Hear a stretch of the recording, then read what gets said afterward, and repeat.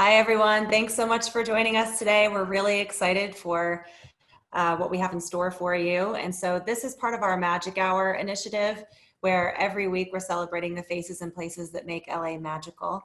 And the movies absolutely make LA magical. And so today we're hosting a virtual locations tour using Google Earth with Robert Foulkes, the supervising locations manager for La La Land, and Tristan Daoussis, a locations manager also for La La Land. I'm going to introduce both of them really quickly and then they'll take it from here, but I do want to ask and encourage you to submit questions along the way. You can use the Q&A functionality at the bottom of your screen and we'll get those answered at the end. So we'll save about 10 minutes for Q&A. So Robert is a sought after supervising location manager and native Angelino who got his start in locations as an assistant on Terminator 2 Judgment Day. He has since been recognized for his work on several LA-based locations, including La La Land, Ford versus Ferrari, Neighbors, and Feud, Betty and Joan. Fun fact, he was a child actor, but decided that being on the other side of the camera was more intriguing. He resides in Los Feliz. Tristan moved from the countryside outside of Yosemite National Park to pursue his dreams of working in the entertainment industry. During the last 15 years, Tristan has had the opportunity to work on award-winning films and television projects, which include 24, Mad Men, A Single Man, 3 Billboards Outside Ebbing, Missouri, La La Land, and Ford versus Ferrari. Later this year, 2 location-heavy shows will be released that these gentlemen worked on, including Angeline. Tristan lives in Pasadena. Also want to let everyone know that if you want to see La La Land tonight, you can join Lionsgate Live, A Night at the Movies, hosted by Jamie Lee Curtis. Tonight, they're streaming La La Land on YouTube at 6 p.m. Pacific to benefit the Will Rogers Motion Picture Pioneers Foundation, which is dedicated to helping workers throughout the motion picture industry. All right, so gentlemen, let's get this show on the road. Let's do it. Hello there. All right, we've got this interactive map going. And start in with where you'd like to start.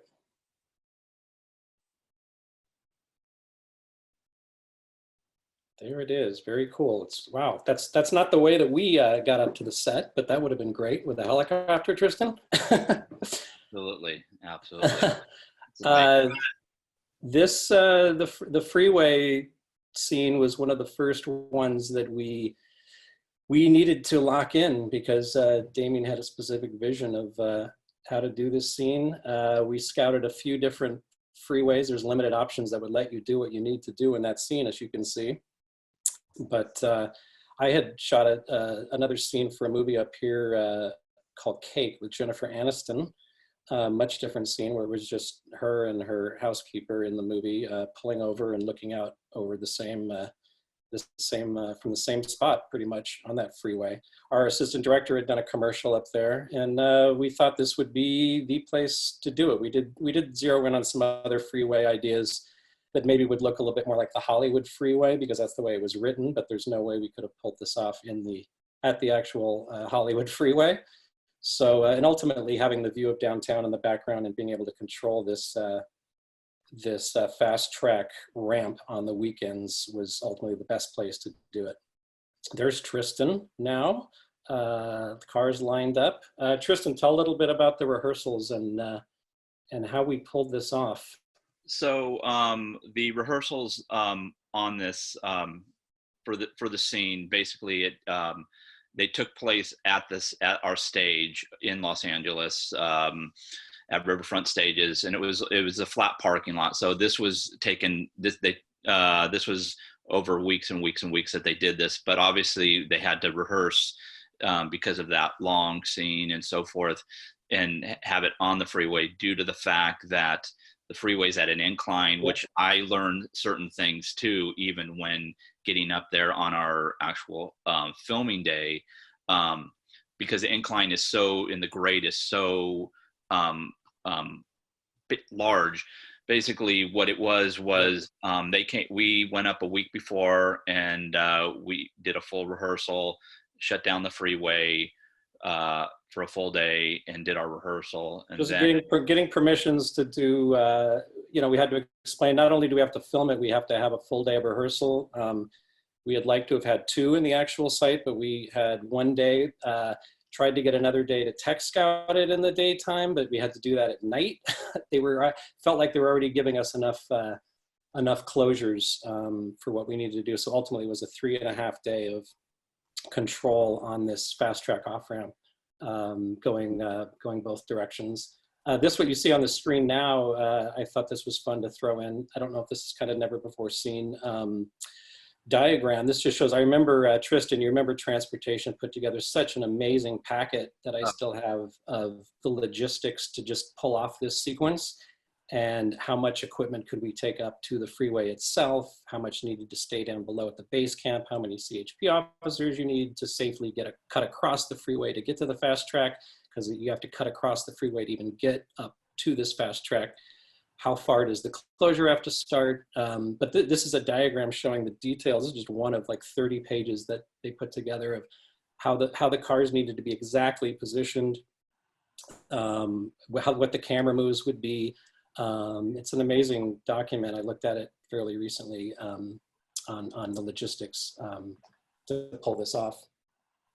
That's from a production meeting, just laying out Matchbox cars as you talk it through. And like Tristan said, we also then set up cars in the parking lot of at our production office and worked through camera moves there, and needed to get down to an exact science, really, because you really only had so much time to shoot it up there, and hope that the weather was good too. Tristan, you can talk a little about the weather up there.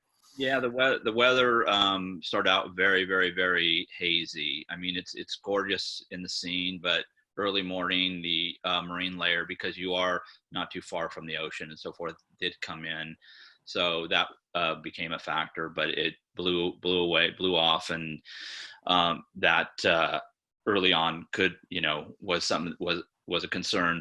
One of the other things too was just as far as the logistics and so forth. I mean, we had multiple car carriers coming up starting at midnight, and we ended up having CHP officers. We had 16 CHP officers with us for a 48-hour period. And even when we weren't filming and everything stayed up there at night. So from, it was Friday night, Saturday morning at midnight, and starting 16 CHP officers giving escorts. We couldn't have, everything had to be escorted on and off. And it was a very well dialed in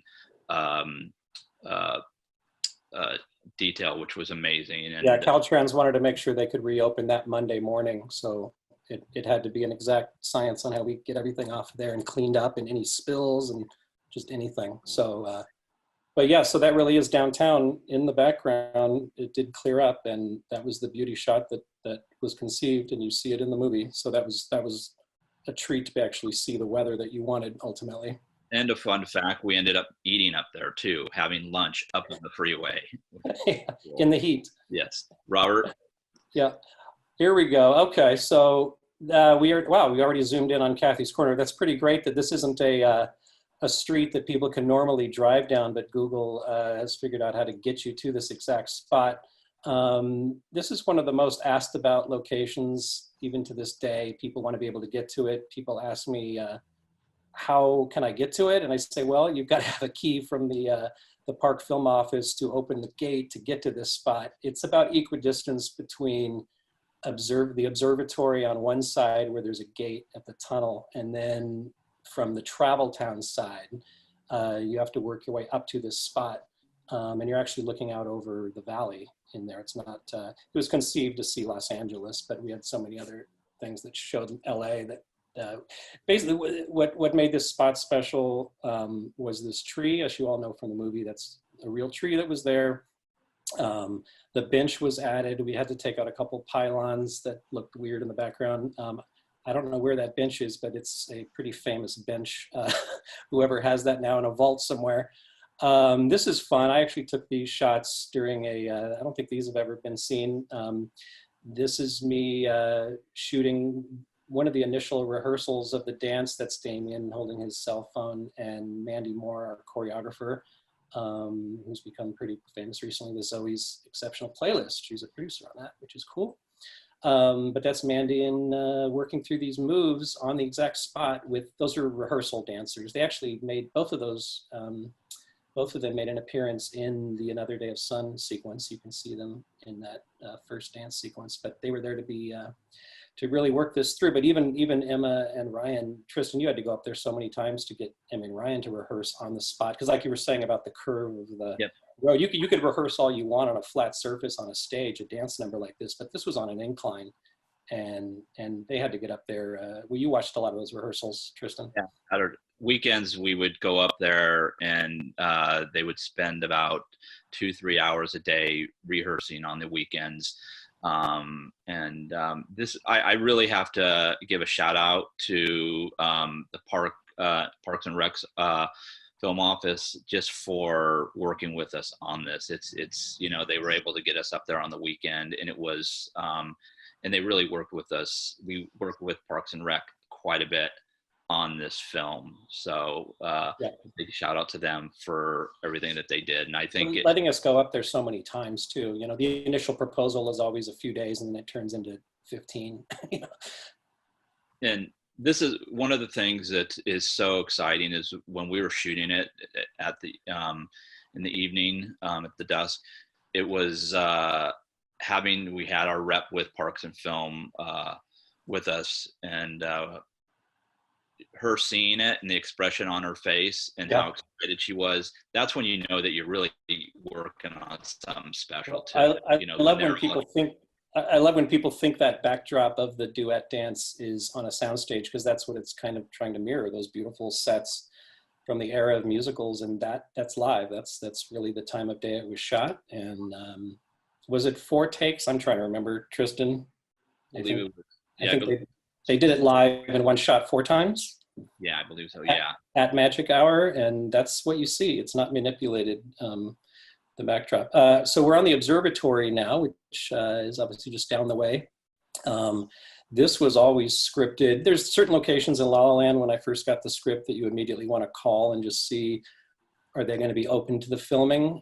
Because Damien wants, they're actually in the script. You know, Damien's going to want the way it is in the script itself.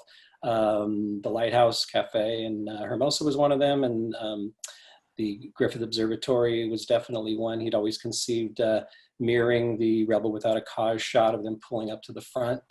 They were in the middle of reseeding their lawn, so that was kind of difficult in the front. We had to figure that out. But then this beautiful shot that was conceived in the back, I mean, just fantastic. I don't know if I'd ever seen a shot like this, and that's the beauty when you pick a location. You just walk around and find the perfect spot to do something like that. The inside, this all had to be shot on a Monday. That's the only day that they allow filming. I assume they still only allow it on filming on Mondays when they're closed. So even though it was quite an ambitious day, didn't want to have to go back there on 2 different Mondays. So this was a jam-packed day, trying to get the interiors, the exterior front night, the exterior back daytime, all these shots of them walking through the front foyer with the pendulum, whatever that's called there in the front. I mean, but just beautiful shots that they set up. They were very strict about what you could attach to the walls and lighting, and totally understandable. It's an amazing historical building that everyone should visit when they're in LA. But very accommodating, pulled it all off in one day, even the shot in the back. But now the inside, the planetarium wouldn't have been able to do it if the floating up into the stars dance number was actually in the planetarium. That was always conceived to be on stage anyhow, because one, the observatory doesn't allow filming in there. In fact, they were very strict about even how many people kind of go in there at a time. We had to go in and kind of measure and be very specific when we went in there to map it all out. But our production designer, David Wasco, amazing set. He was able to find his own, they were able to find their own Zeiss projector that was different than the one that's there, but a beautiful period projector that he put on the stage. And they were able to lift Ryan and Emma with wires and pull off that amazing dance number. Wow, we're switching. We are switching to East-West. This is a legendary studio. This would be difficult for if you're just kind of visiting LA to be able to go inside, but kind of wanted to include it because it's a legendary recording studio in Los Angeles on Sunset Boulevard, as you see. This is where we did the John Legend recording scenes. There they are, just a beautiful room. One one of the perks of working on La La Land and a couple other movies I did that had recording studios. I was an initial scout on Love and Mercy, and the movie Tristan I just did, that actually is still planning on coming out next week, I believe, is The High Note. Has a bunch of recording studio scenes in it.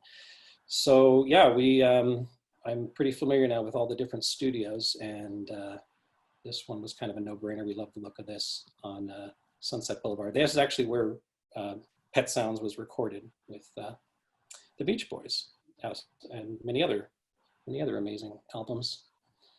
But worth a drive-by if you're a fan of music. Here we are at Jar. This was, when we first, it wasn't conceived to be Jar. It just needed to be a nice restaurant where Emma gets frustrated, and we had to put those speakers in. Tristan, was this you or Dave at this location? I can't remember.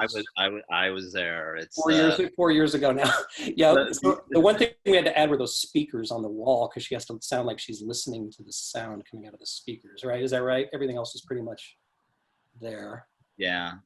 It's logistically very challenging because you're right in the center of, Los Angeles. I mean, there's no good parking areas and so forth. So we had to keep these streets clear too for picture, which when you see Emma running down the street in the evening, which is a gorgeous shot. Gorgeous. Yeah, I love that this made it in the movie. Beautiful shot, her running out. I think that's all one shot. It pulls around the corner, and then great crane shot of the street with the light parked at the end of the street to give moonlight. And Jar ended up working out great. I kind of want to include this. They were really nice, and go visit Jar if you're a fan of the movie, because it still looks like that inside, I believe. Great what? Great what, Chris? Great food. Great food there. There you go. Exactly. So they were great. We are moving along. We are this mural. I tell you, this is a legendary mural in LA. To have this in the movie was great. This building is threatened, I believe, still in Hollywood. It would be a shame if this doesn't get. You can see it's already fading a lot since we shot this scene. I wish someone would go in and restore it properly, and it would live on. But who knows? But yeah, this was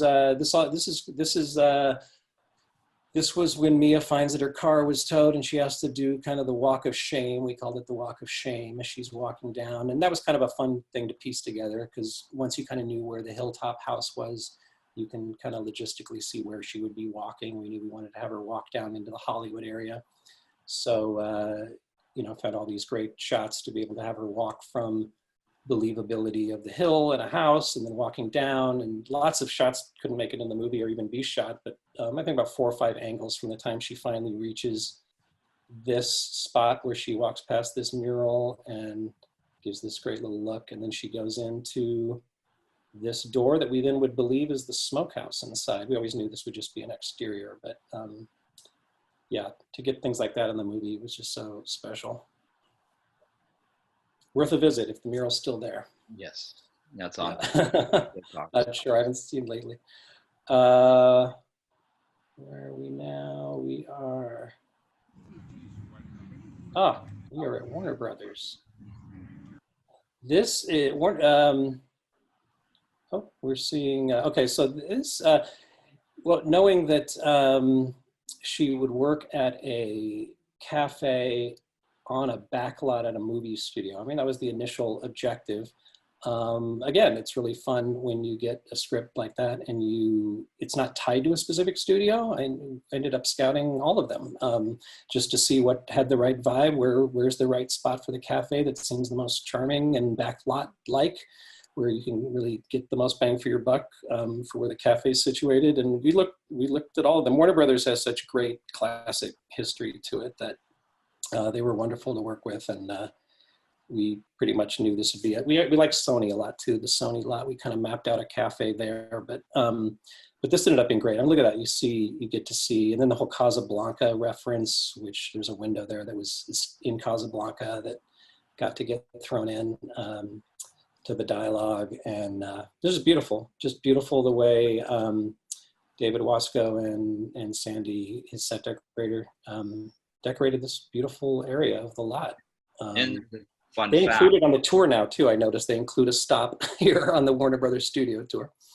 What's that, Tristan? fun fact is that they're when they're walking and in the background there's something being filmed, and that's actually our some of our film crew that's in the actual filming of it. So it's kind of like filming themselves, which is out on the lawn right next to the cafe there when we were filming that scene. Yeah, So, exactly. Yeah, to be able to walk up that whole stretch right there was great. And the shot of her at the end when she gets out of her car, and it was all right there. It was great. It was great. We thought maybe do it on New York Street too. We mapped out a cafe there, but this ended up being the best spot.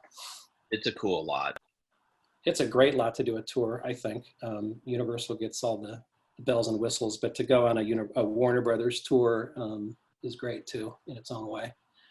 Here we are, the Smokehouse, right near Warner Brothers. This got picked pretty early on too, because Sebastian needed to work in a place that looked like this, so the Smokehouse got narrowed down pretty early on. It was creative the way that this was laid out, I thought too. The space is too big, kind of in a way, and when you walk in the Smokehouse, obviously from the front doors, if anyone's been there, but the way that they partitioned it off and made it look like Emma was walking kind of right into this room, and then make it look like there isn't the other entrance and whatnot. It also had to fit this grand piano in a perfect spot. And there it is. Oh, is that Tristan, you took that shot? Yeah. Beautiful. During our prep. So. Yeah, there it is. There's how you got a light. That's why there's a lot of prep days to get all that in there. But again, that Smokehouse was great to work with. Everyone, I don't know, we knew we were making a special movie. Everyone seemed to be in a good mood. It was large enough, which was great. But because we had a lot of background and so forth in it, so you want to be able to encompass everything. So we were able to utilize the entire restaurant and close it down.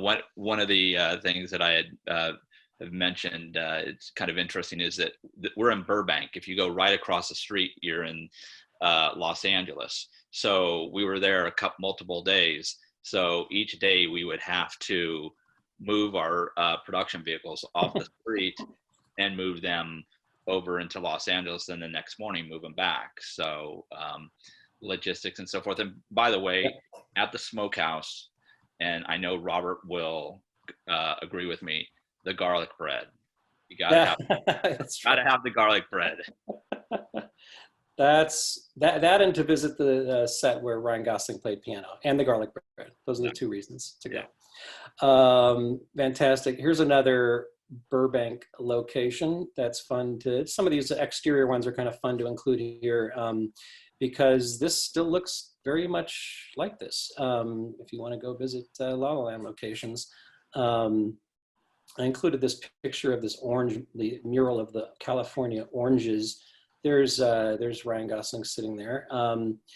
This was a tricky location to lock in that he needed to drive past this legendary recording studio that you see the exterior of across the street, pull in, get his coffee, be able to then just kind of stare out at that place that he wishes was like it used to be, and that he could play at.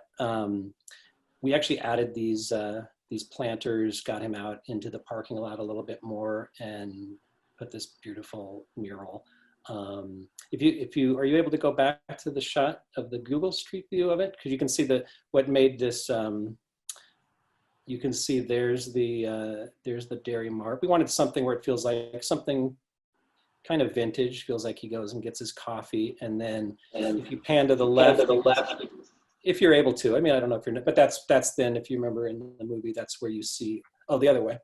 The other left. No, there it is. Almost. There it is. There in the background. That's the recording studio. So you can see logistically for us as location scouts, when you have something very specific in a script like that, you can fall in love with little vintage coffee places all you want. But if it doesn't have a building across the street or catty corner that looks like it could be a recording studio, then you have to go on to the next find. And this had both elements in one. I don't know if you can zoom in on that, but that's okay. But that you remember from the movie, that deco looking building is what we dressed as the old recording studio turned into a restaurant, which was a real actual recording studio, even though we didn't go inside there.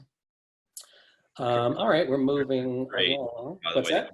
the Patricia, the owner, is fantastic. At Retro Dairy Mart. Yeah. Retro Dairy Mart, really Yeah. good. Yeah, pop in for a visit there. We are now at Orchid Ranch, which people can visit. They have I have a friend who was married there, so it's used for weddings and events, and beautiful place to walk around. Kind of wanted to put this in there. This is a great location in the North Valley. We ended up getting kind of 3 different looks here. We got the interior, and I assume if you take a tour there, you can walk through all these spaces and have La La Land on your phone ready, and you can see all these different angles that we pulled off in one day there. We did the interior of the Chateau Marmont Hotel there. Great shot of Emmy sitting by the fountain with there's their future, in quotes, kid that they had if they had gone on and had their life together. We shot all these sort of fantasy future scenes there. That archway is very visible when you're there. It's a beautiful shot. You can take a photo of yourself in front of that same beautiful archway there, and all the different shots that we pulled off there. And now we're leaving the valley. And now this is amazing. Quite a house. It was for sale recently too. I don't know if it's still for sale. If you like this kind of place. This is the Somewhere in a Crowd party house, where Mia reluctantly goes on this to this party with her roommates in the beginning of the movie, and feels like there's just going to be a bunch of phony people there.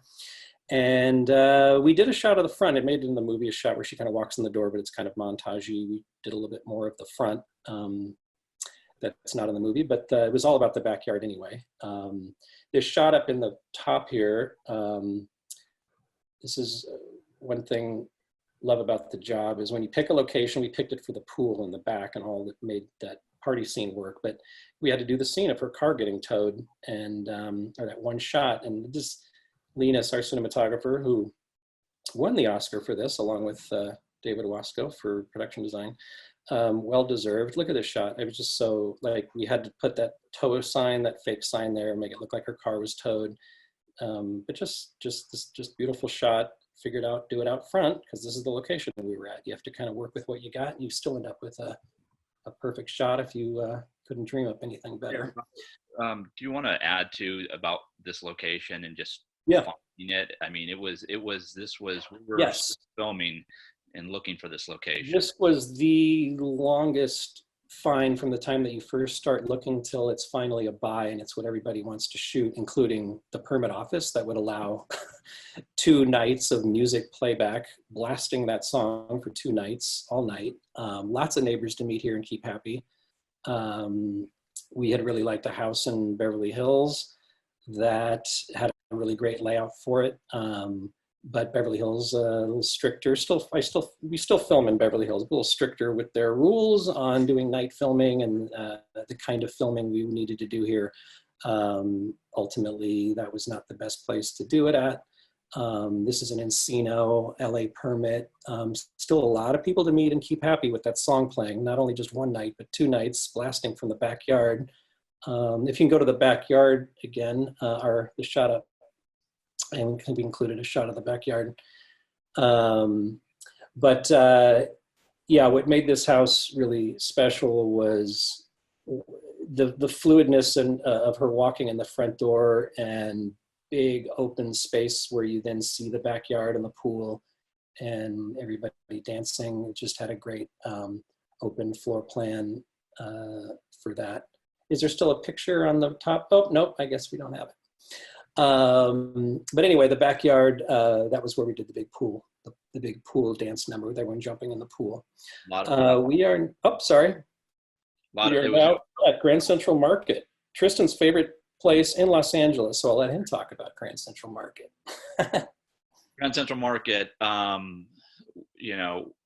do a lot of work in downtown, work scouting and prepping locations and so forth. And it's first of all, I'm a foodie, so going to Grand Central, it's got so much to it. And in La La Land, it was basically, it's the last couple of days we had over a dozen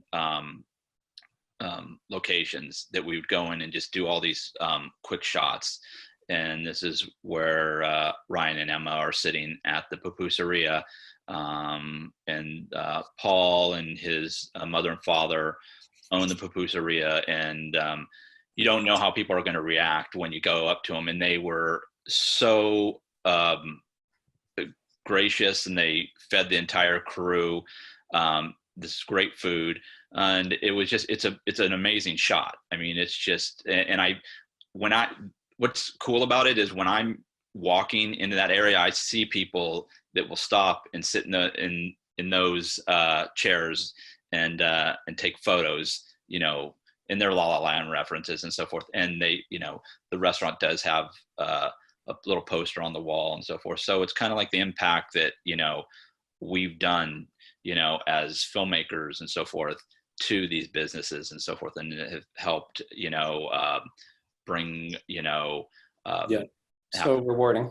Yeah. So, and then you know, across the street, which isn't in the La La Land realm, is the Bradbury building, but that's, you know, that's a beautiful building, but this is all like within, you know, one little block. So I always got to give that a shout out. There's the Bradbury on the right there. Yep. Up now we're going to Angel's Flight. Robert, go for it. I mean, this was just a success story in bringing this back, and really help bring people to Angel's Flight again after we shot there. This was all part of this love montage, and just felt like such a great spot to do this at. I think we had to, it hadn't been used in a long time, so had to really clean out the inside of this before filming, make it actor proof. But yeah, just wonderful to be able to showcase locations like this. That's great. Love how the way you did these photos, you guys. Yeah, it's when we were filming, people started lining up to actually get on Angel's Flight, and we had to say, oh no, it's, you know, it's not open to the public. And so it was, you know, and it's great to see it now because people are on it all the time, and it's, you know, it's great that it is brought back. So please, everybody come out and visit it. A little tidbit. Tristan, I also did a movie called Roman J. Israel with Denzel Washington, and on that stairway right there, up halfway up Angel's Flight, he gets the crap beat out of him. So we're famous for doing the most beautiful little love moment right there, and also an incredibly violent moment in that exact same spot in two different movies.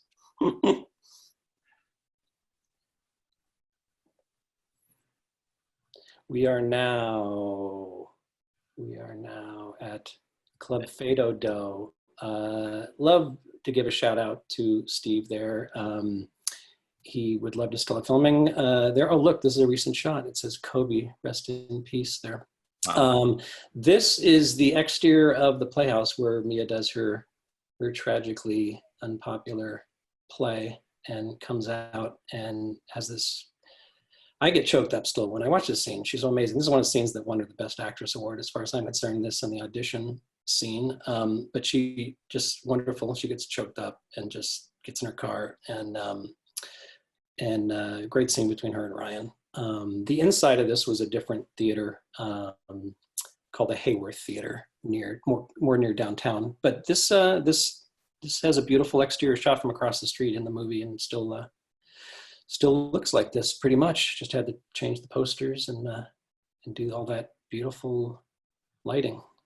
It's great for the tour of La La Land too. Yeah, it's a great area. Adams has so many things to offer. Driving through Adams and see all the great old craftsman houses, and it's you could drive past that very easily if you're touring other things in the Adams area.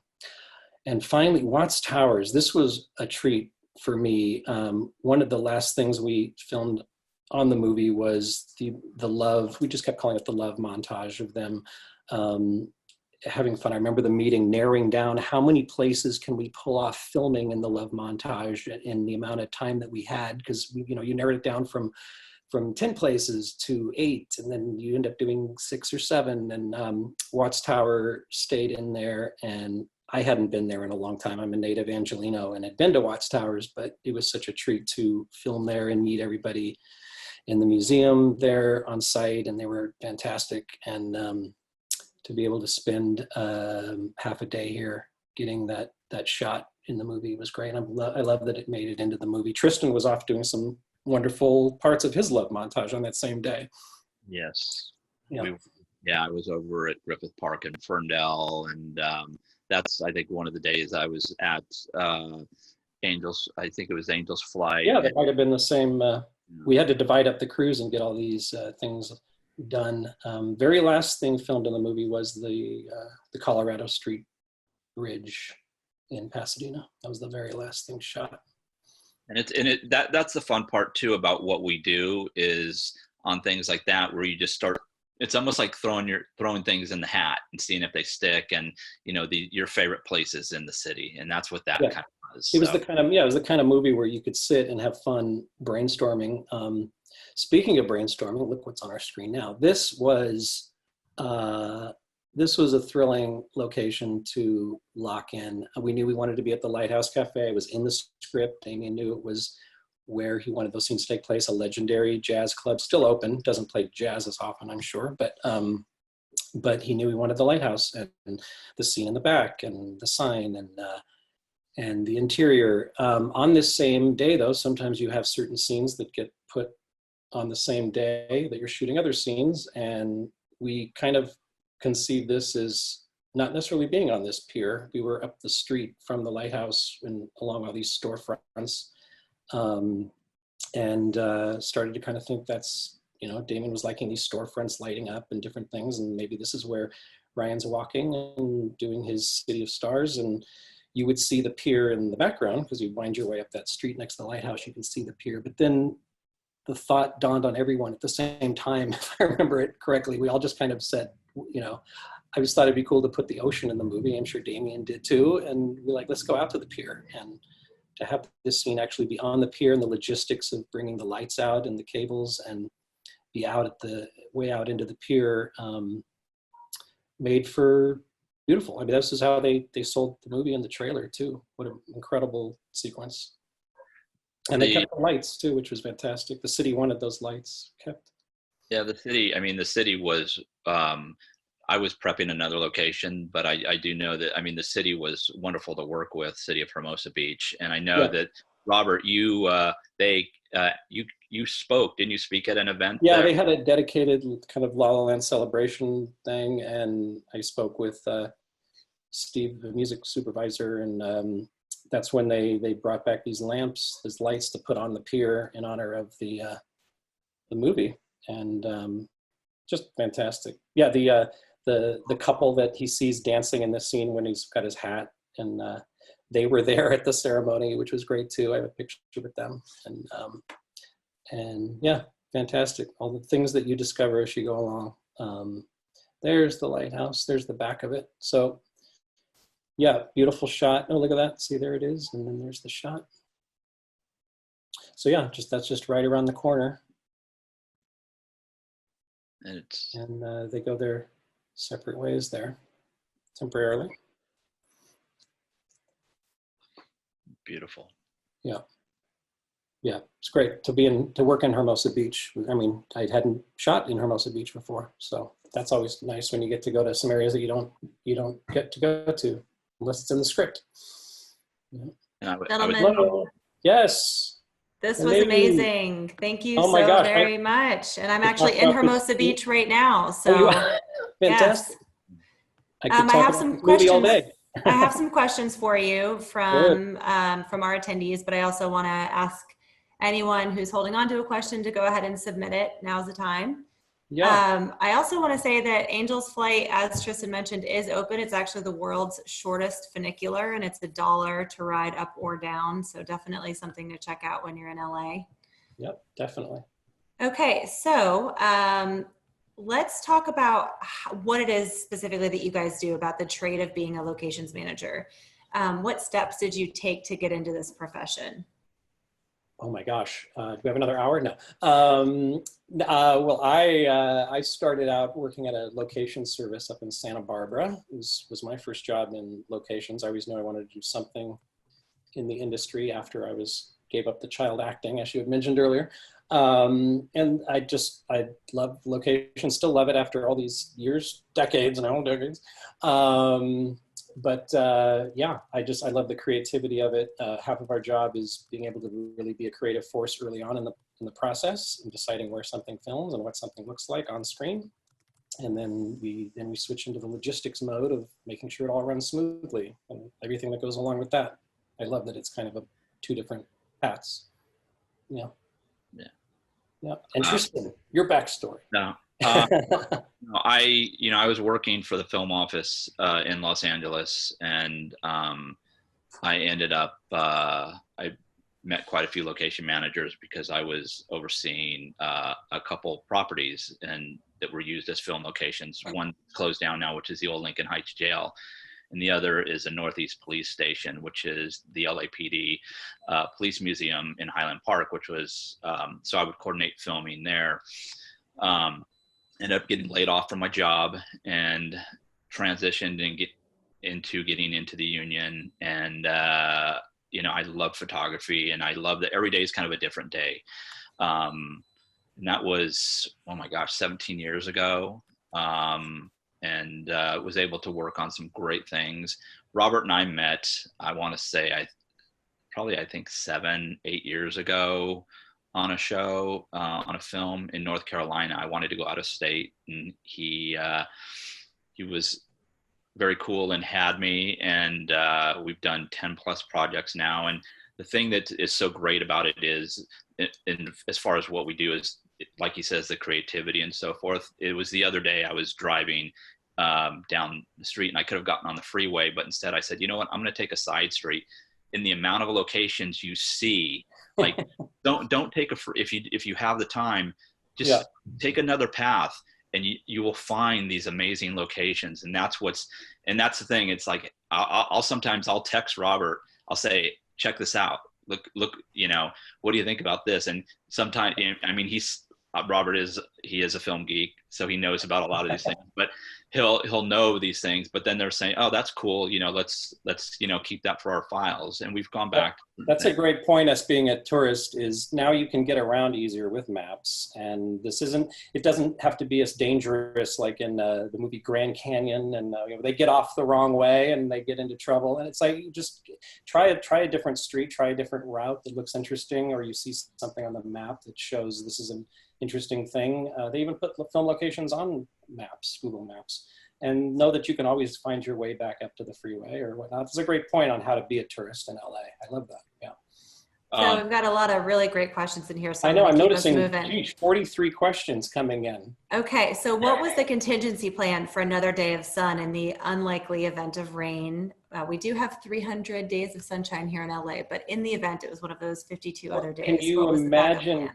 Can you imagine filming a musical number called Another Day of Sun and there was no sun?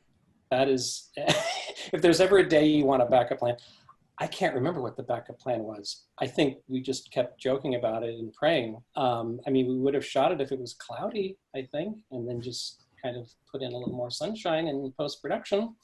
But that's a good question. I can't remember it ever being, I'm sure we had to propose that to the state and Caltrans and everyone. Could we pick a different weekend?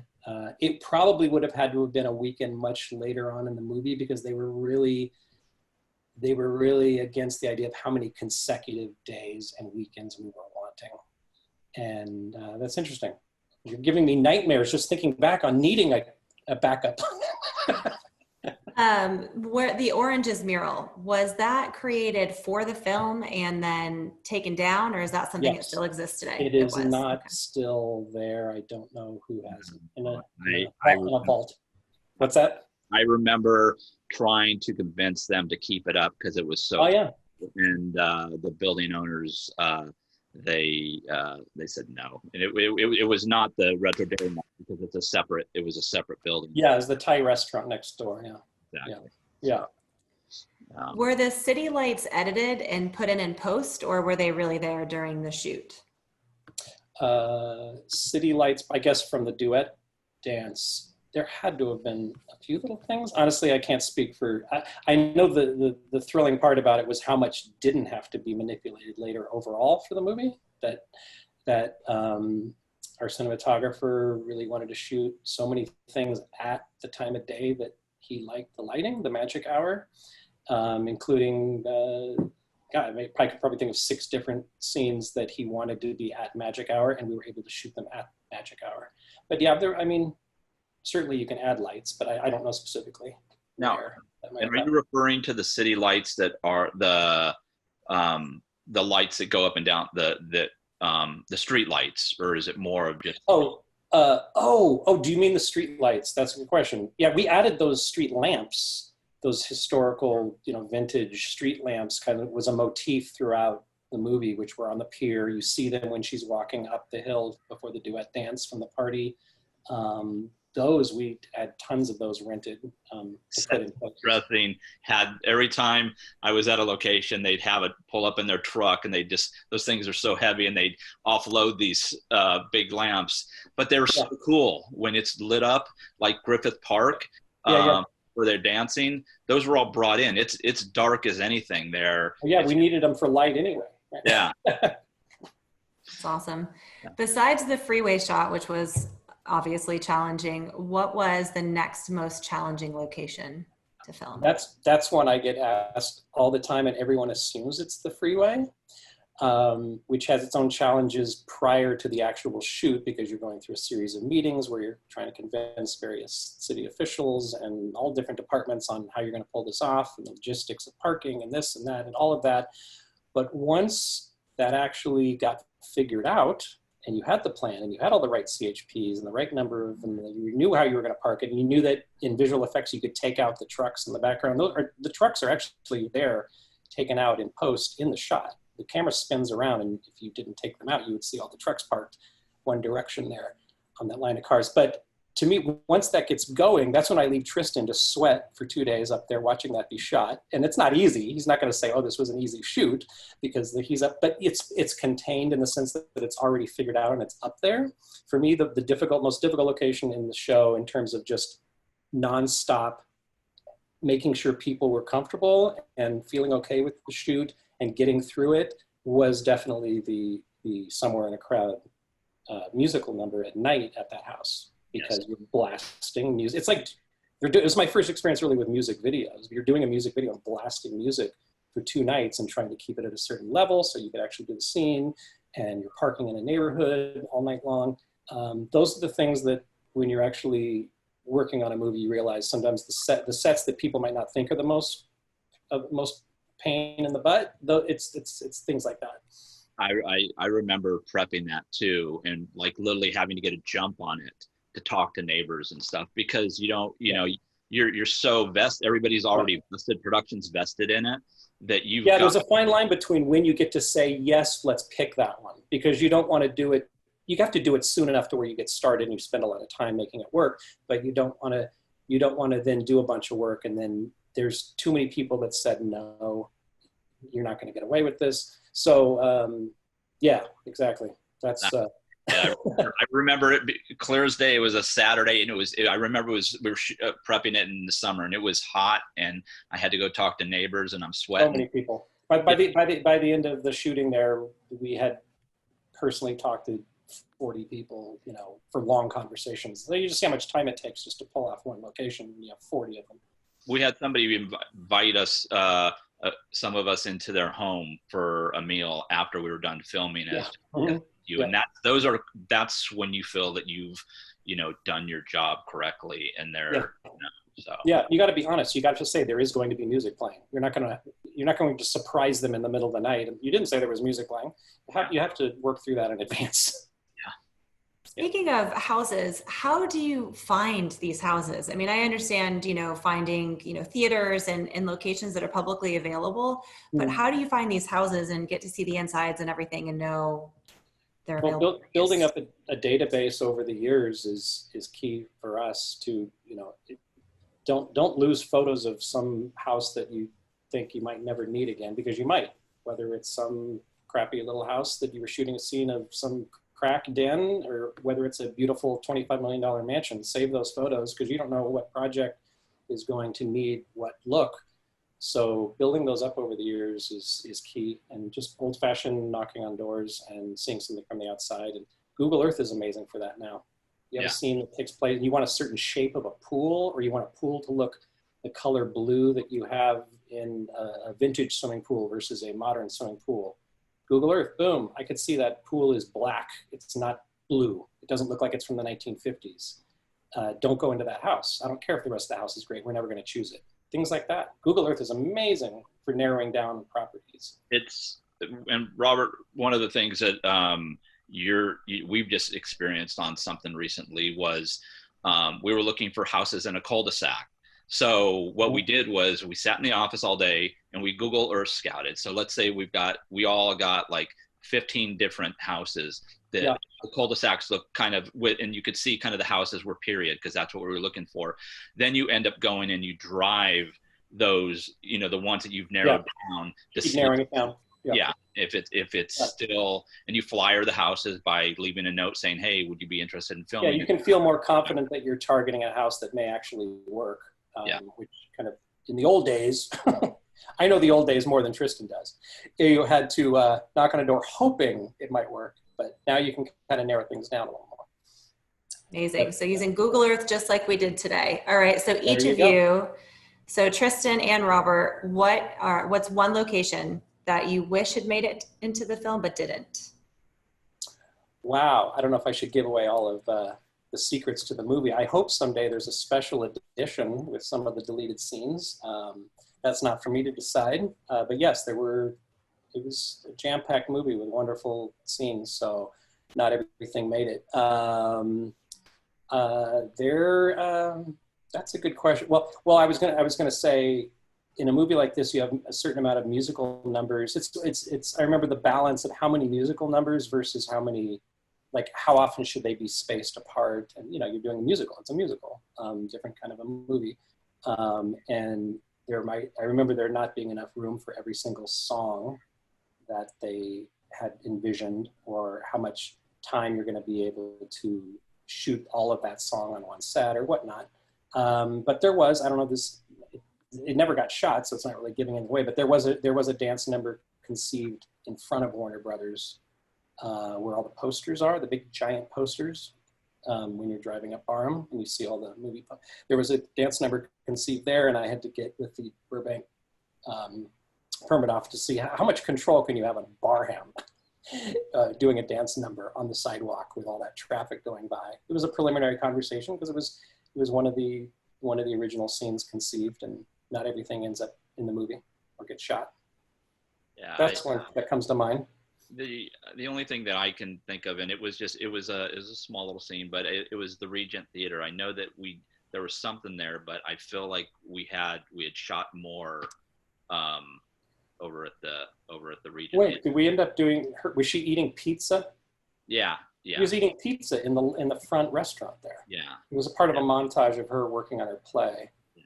And either we wanted to shoot that scene, or I can't remember now. I feel like we shot it, and it didn't make it into. Yeah, montage things are always in montage scenes you expect certain things aren't going to make it in because you haven't even fully conceived or cut it together yet. So yeah.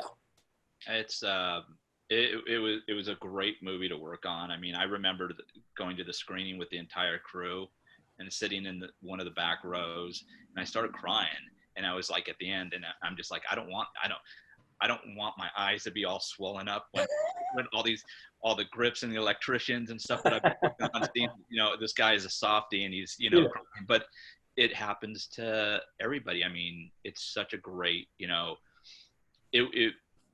Robert's like, hey, we're doing this musical, La La Land, and I didn't know what to think. And well, I had seen and loved Whiplash prior to the making of this, and when you read the script and you're wondering how they're going to pull things off, or what the tone's going to be, and I just, you're in good hands with Damien after you had seen Whiplash, and he pulled off an amazing movie there with music and a limited budget, and that really helped. I think that helped give everybody, wow, we're working with a filmmaker that really, really, really knows what he's doing.